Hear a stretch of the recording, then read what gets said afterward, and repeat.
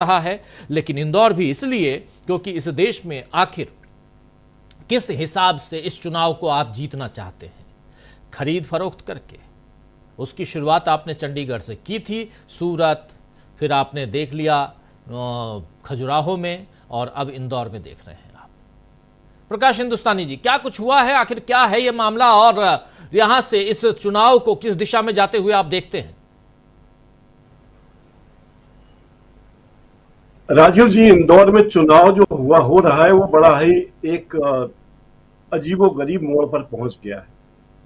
आजादी के बाद पहली बार हो रहा है कि देश की सबसे पुरानी राजनीतिक पार्टी का कोई उम्मीदवार लोकसभा चुनाव के मैदान में नहीं है। कांग्रेस का प्रत्याशी अक्षय बम आज अचानक निर्वाचन कार्यालय पहुंचा बीजेपी के एक विधायक रमेश मेंदोला के साथ, और उसने अपना नामांकन पत्र वापस ले लिया।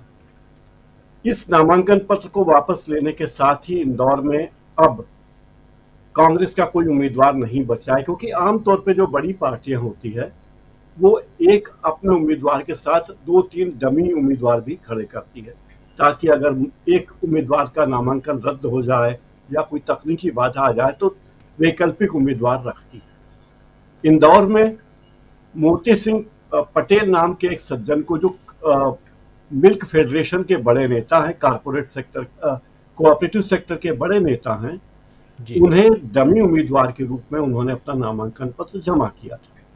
लेकिन नामांकन पत्र जमा करने के बाद जब जांच होती है नॉमिनेशन की, उस नॉमिनेशन फॉर्म की जांच में कांग्रेस के डमी उम्मीदवार का फॉर्म कैंसिल कर दिया गया, निरस्त कर दिया गया, क्योंकि उनके फॉर्म में गलत जानकारी थी, ऐसा जिला निर्वाचन अधिकारी का कहना है।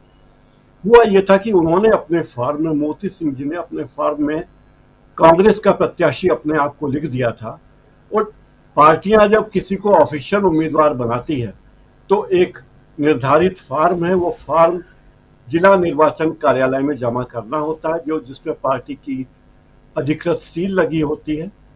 तो जब पार्टी ने अपना अधिकृत उम्मीदवार अक्षय बम को बनाया तो अक्षय बम को कांग्रेस का अधिकृत उम्मीदवार घोषित किया गया, और डमी उम्मीदवार का नामांकन रद्द कर दिया गया, क्योंकि वो कांग्रेस ने उनके नाम की अनुशंसा नहीं की थी। तो इस तरह मध्य प्रदेश के इंदौर में अब कांग्रेस का कोई भी अधिकृत उम्मीदवार नहीं है।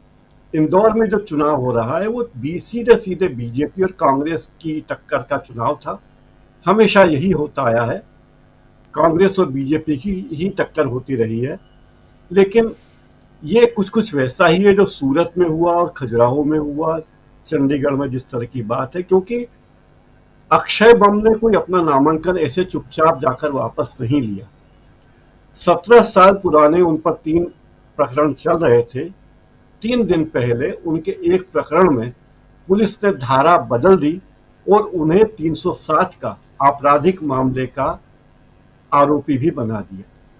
कहते हैं कि इसके बाद उन्हें इशारा किया गया कि ईडी भी है, इनकम टैक्स भी है, सीबीआई भी है, आपने अपनी घोषित संपत्ति 68 करोड़ रुपए बताई है, 15 लाख रुपए की घड़ी आप पहनते हैं, और आपकी कई शहरों में बड़ी जमीनें हैं, आपके कॉलेज हैं, प्राइवेट कॉलेज हैं, स्कूल हैं, वो सब कारोबार आपका खतरे में पड़ जाएगा। तो अक्षय बम को ये समझाइश दी गई, और कहते हैं कि धमकी भी दी गई कि अगर नामांकन वापस नहीं लिया तो तुम्हारे साथ क्या क्या हो सकता है, इसकी कल्पना कर लो। और कहते हैं कि कल रात को बीजेपी के पूर्व महासचिव कैलाश विजयवर्गीय ने इंदौर के एक होटल में उन्हें बुलाया और उन्हें अपनी मंशा बताई कि आप अपना नामांकन पत्र वापस ले लीजिए। आज 11 बजे जब जिला निर्वाचन कार्यालय खुला तो विधायक रमेश मेंदोला, पार्टी के नेता और मंत्री कैलाश विजयवर्गीय और कुछ कार्यकर्ता अक्षय बम को लेकर जिला निर्वाचन कार्यालय पहुंचे। वहां कैलाश विजयवर्गीय कार्यालय के भीतर नहीं गए, गाड़ी में ही रहे, लेकिन रमेश मेंदोला उनके साथ गए और उन्होंने आवेदन दिया कि मेरा नामांकन वापस कर दीजिए, मैं उम्मीदवारी नहीं चाहता। जी, ये फुटेज हम लोग देख रहे हैं, ये फुटेज देख रहे हैं। बिल्कुल जी हाँ, यही फुटेज, यही साहब हैं अक्षय बम। हाँ, यही जी। और सवाल यह कि ये कोई पार्टी के बहुत प्रतिबद्ध नेता नहीं है, बड़ी जोड़ तोड़ करके इन्होंने टिकट पाया था और इनको टिकट देने से पार्टी में कई लोग नाराज भी थे जी। अभी आपने खबर दिखाई थी कि कुछ दिनों पहले एक महत्वपूर्ण नेता इंदौर में है, संजय शुक्ला, जो पहले इंदौर में विधायक थे और माना जाता था कि वे लोकसभा चुनाव में कांग्रेस के प्रत्याशी होंगे जी। लेकिन अचानक उन्हें एक मामले में 140 करोड़ रुपए का नोटिस थमा दिया जाता है कि आप ये 140 करोड़ रुपए जमा कीजिए क्योंकि आपने खदानों के कारोबार में ये रॉयल्टी नहीं चुकाई। कहते हैं कि इसके बाद संजय शुक्ला उन्होंने भी पाला बदल लिया और वो बीजेपी में चले गए। तो जाहिर है जो उम्मीदवार था वो बीजेपी में पहले ही जा चुका था, उम्मीदवारी जिसकी सशक्त मानी जाती थी। इसके अलावा महू से दो नेता, बड़े नेता हैं जो बीजेपी में जा चुके हैं, कांग्रेस के नेता हैं। एक अंतर सिंह दरबार जो 2 बार विधायक रह चुके हैं और एक रामकिशोर शुक्ला जो कांग्रेस की तरफ से विधानसभा का चुनाव लड़ चुके हैं। तो इस तरह कांग्रेस के लोगों की तोड़फोड़ बीजेपी में बड़े पैमाने पर चल रही है और जहां भी कोई भी मौका मिलता है बीजेपी उसे छोड़ना नहीं चाहती। राजीव जी, इसमें अब एक बड़ा भारी पेच ये है, लोगों का ये मानना है कि इंदौर में पिछले चुनाव में बीजेपी का प्रत्याशी लगभग 5.5 लाख वोटों के अंतर से जीता था जी। ऐसे में कई लोग ये मानते थे कि शायद बीजेपी के लिए इंदौर की जंग उतनी बड़ी नहीं है, बीजेपी जीत जाएगी, ये माना जा रहा था। लेकिन अब इस मामले में लोग कह रहे हैं कि आखिर कांग्रेस के उम्मीदवारों को उनको पार्टी में लाने के लिए बीजेपी ये हथकंडे क्यों अपना रही है। इंदौर में भले ही बीजेपी के उम्मीदवार के वोटों का अंतर बढ़ जाए जी, लेकिन नैतिकता के मामले में अब बीजेपी की फजीयत होने वाली है देश भर में। सवाल यह है कि अगर किसी के घर चोरी हो जाए तो जो अपराधी है, जो चोर है, उसे पुलिस पकड़ती, उससे पूछती कि आपने चोरी क्यों की। जिसके घर चोरी होती उससे नहीं पूछा जाता कि आपने किस कंपनी का ताला लगाया था, कितना मोटा ताला था, कितनी मोटी सांकल थी, ये दीगर बात है। लेकिन पड़ताल तो होगी। जो मतदाता पुलिस वाला है, जो निर्णायक है पूरे देश का मतदाता, वो ये बात तो कहेगा कि बीजेपी के नेताओं से कि आखिर ऐसी क्या गरज पड़ी थी कि आप तमाम कांग्रेस विहीन भारत करने के बजाय सारे कांग्रेसियों को भाजपा में लाने की तैयारी कर रहे हैं। इसके परिणाम खुद बीजेपी में भी बहुत होने वाले हैं, ये अलग बात है। लेकिन आज इसके इस घटनाक्रम से पूरी तरह बिफर गए। कांग्रेस और बीजेपी के कार्यकर्ताओं में झड़प हुई। कांग्रेस का जो उम्मीदवार बीजेपी में गया उसके घर पर सुरक्षा लगानी पड़ी।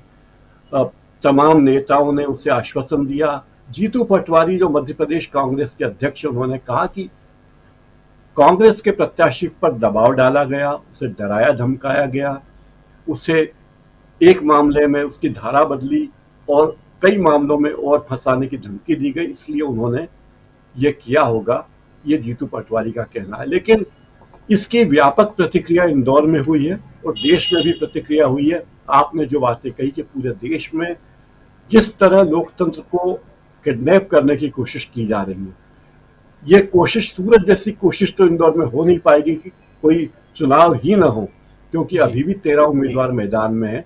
कुछ निर्दलीय हैं, कुछ छोटी मोटी स्थानीय पार्टियों के नेता हैं, लेकिन चुनाव तो होंगे। ये बात तय कि सूरत के मामले में भी सुप्रीम कोर्ट ने संज्ञान लिया है नोटा वाले प्रकरण में, तो इतना आसान खेल नहीं है। लेकिन पूरी देश में, पूरे ही भारत में बीजेपी इस मामले में बुरी तरह फंस गई है, एक्सपोज हो गई है। राजीव जी, बिल्कुल बिल्कुल, बीजेपी बुरी तरह फंस गई है। पूरे इस एपिसोड में एक तरफ देखिए सूरत की घटना, वहां क्या कुछ होता है, वहां कांग्रेस के प्रत्याशी का जो नॉमिनेशन है वो खारिज हो जाता है, और ऐसे ही उससे पहले आपने देखा था कि इसी मध्य प्रदेश के खजुराहो में क्या हुआ था। वहां समाजवादी पार्टी, क्योंकि इंडिया गठबंधन की तरफ से समाजवादी पार्टी को खजुराहो की सीट दी गई थी और वहां खजुराहो का जो कैंडिडेट थी उनका नॉमिनेशन खारिज कर दिया जाता है। खजुराहो से इसकी शुरुआत होती है इस लोकसभा चुनाव में और उसके बाद वो सूरत तक, सूरत में आनन फानन में बिल्कुल तमाम जो 8 कैंडिडेट वो बैठ जाते हैं। एक कैंडिडेट का, जो कांग्रेस का कैंडिडेट, उसका नामांकन खारिज होता है और नोटा रहते हुए थमा दिया जाता है सर्टिफिकेट बीजेपी के प्रत्याशी को। तो चुनाव होने से पहले, रिजल्ट 4 तारीख को आना है, उससे पहले बीजेपी में 1+ हो जाता है, यानी कि एक प्रत्याशी उसका जीत जाता है, जीत उसकी घोषित हो जाती है। उसके बाद अब दूसरा नंबर आता है इंदौर का। इंदौर में आज जो कुछ हुआ, जो तस्वीरें आप लोग देख रहे थे, इन तस्वीरों में साफ दिखाई दे रहा है, जरा उनको फिर से ले आइए स्क्रीन पे। जो ये जो आगे जो जा रहे हैं साहब, नेहरू जैकेट पहने हुए, वो ग्रे कलर का, वो ये छोटे कद के, इनके पीछे एक साहब हैं, वो ये बीजे जो हाथ पकड़े हुए हैं, ये बीजेपी के विधायक हैं, ये लेके आ रहे हैं और यहाँ और बाहर कोई और इंतजार कर रहा है इनका। खैर, लेकिन अंदर जाके अपना नॉमिनेशन वापस करते हैं। नॉमिनेशन वापस करने के पीछे की कहानी क्या है, वो हमारे साथी सीधे इंदौर से डॉक्टर प्रकाश हिंदुस्तानी जी बता रहे थे।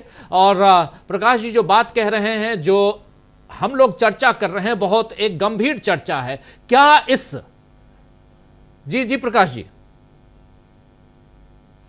उन्होंने एक बात और जोड़ना चाहूंगा, उन्होंने अपना नामांकन पत्र वापस लिया और तत्काल रमेश मेंदोला विधायक और मंत्री कैलाश विजयवर्गीय के साथ बीजेपी के कार्यालय पहुंचे और वहां उन्होंने बीजेपी की सदस्यता ग्रहण कर ली। मध्य प्रदेश के उप मुख्यमंत्री और दूसरे कई नेता वहां मौजूद थे। यानी उन्होंने ये बात स्पष्ट कर दी कि मैंने नामांकन तो वापस लिया ही है, मैं बीजेपी के साथ हूं। यानी बेशर्मी, बेहयाई की इंतहा राजनीति में हुई। अभी एक नेता ने कहा कि उनका चरित्र जो है वो नगर वधुओं से भी बदतर रहा है, एक नेता का। तो ये बहुत ही शर्मनाक बात है कि राजनीति में जो व्यक्ति लोकतंत्र की बात करता था, और इसके पहले विचित्र बात यह है कि इंदौर में जितने भी तमाम कार्यक्रम होते हैं, प्रेस क्लब के और दूसरे कार्यक्रम, उनमें इंदौर के प्रमुख उम्मीदवारों को बातचीत के लिए बुलाया गया। अक्षय बम हर कार्यक्रम में पहुंचे जो कांग्रेस के उम्मीदवार थे अब तक, और शंकर लालवानी जो बीजेपी के उम्मीदवार है, किसी भी कार्यक्रम में नहीं गए। यानी शंकर लालवानी बीजेपी के उम्मीदवार ने, जो अभी सांसद भी हैं वर्तमान में, पिछले सत्र में चुने गए थे, उनके सामने अक्षय बम ने बात कही कि देखिए, मेरे बीजेपी का उम्मीदवार खड़ा मत नहीं करता क्योंकि उसके पास जनमत नहीं है, लोगों की राय। तो ये बेहयाई की इंतहा भी इंदौर के लोगों ने देख ली। बिल्कुल बिल्कुल।